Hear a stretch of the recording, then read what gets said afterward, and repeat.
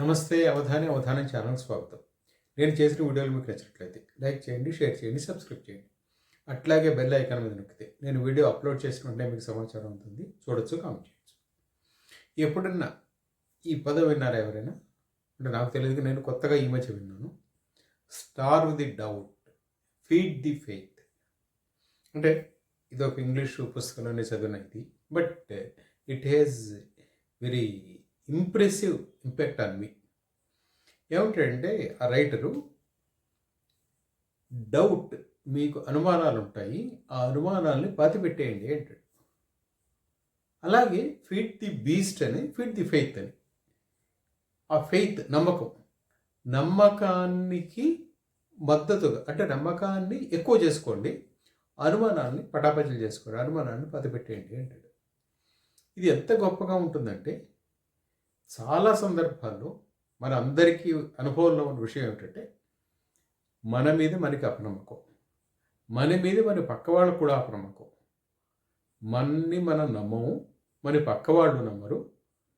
జీవితంలో ఆల్మోస్ట్ మనకి జ్ఞానం తెలిసినప్పటి నుంచి ఎండింగ్ వరకు కూడా మనం ఈ అనుమానంతో జీవితం స్టార్ట్ చేస్తాము, జీవితం కొనసాగిస్తాము, జీవితం చరమాంకాకు వచ్చేస్తాము. ఏముండదు.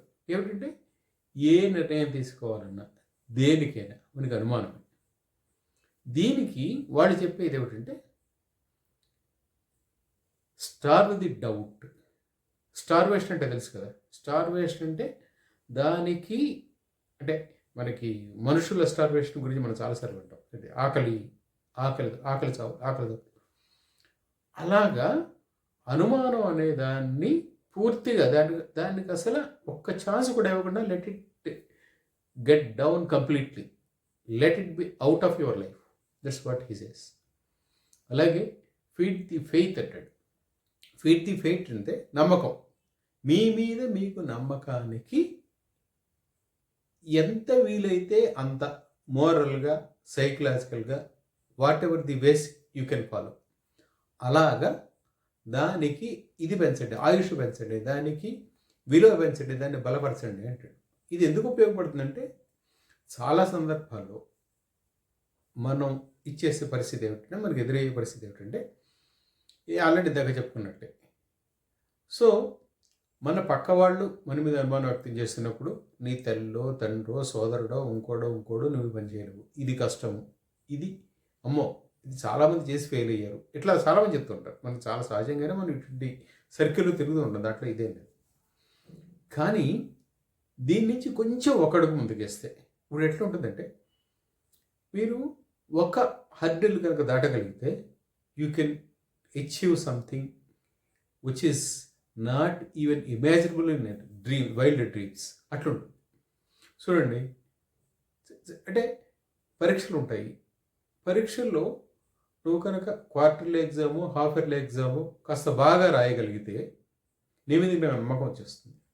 అది రాయలేనప్పుడు ఏమవుతుందంటే, ఫైనల్ ఎగ్జామ్స్ వచ్చేసరికి నీ మీద నీకు అపనమ్మకం పెరుగుతుంది.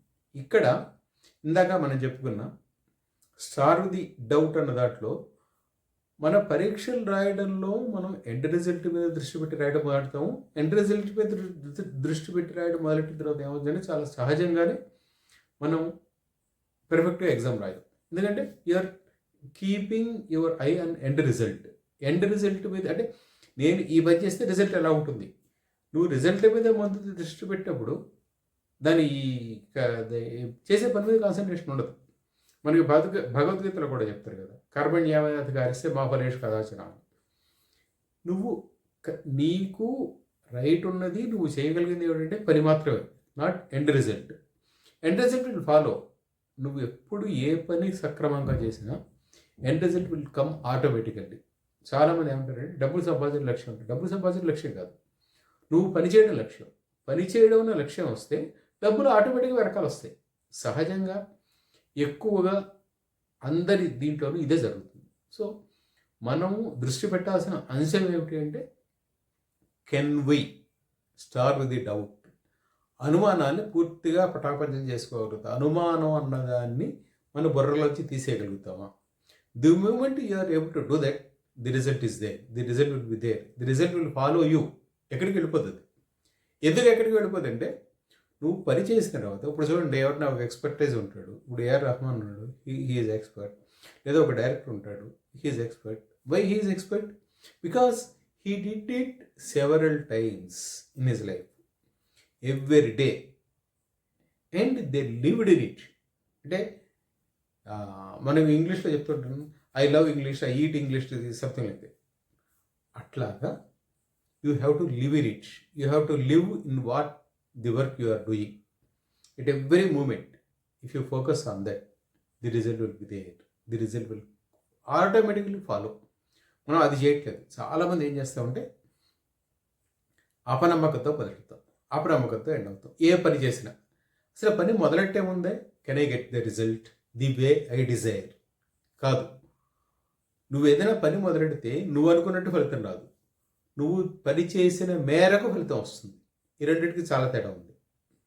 Our desires will be very high, but the way we work is not to the extent what the result we are expecting. అంటే మనము చాలా పనులు చాలా అద్భుతమైన రిజల్ట్ రావాలి అనుకుని మనసులో చేస్తాం, కానీ ఆ అద్భుతమైన ఫలితాలు రావడానికి వీలుగా పనిచేయం.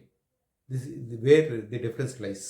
కనుక ఎప్పుడైనా సరే మీరు అనుమానం అన్న దాన్ని పూర్తిగా పతిపెట్టండి, తొక్కేయండి దాన్ని. అది ఇంక మళ్ళీ లేవకూడదు. It never head again. అలా కనుక మీరు చేయగలిగితే the result will be there.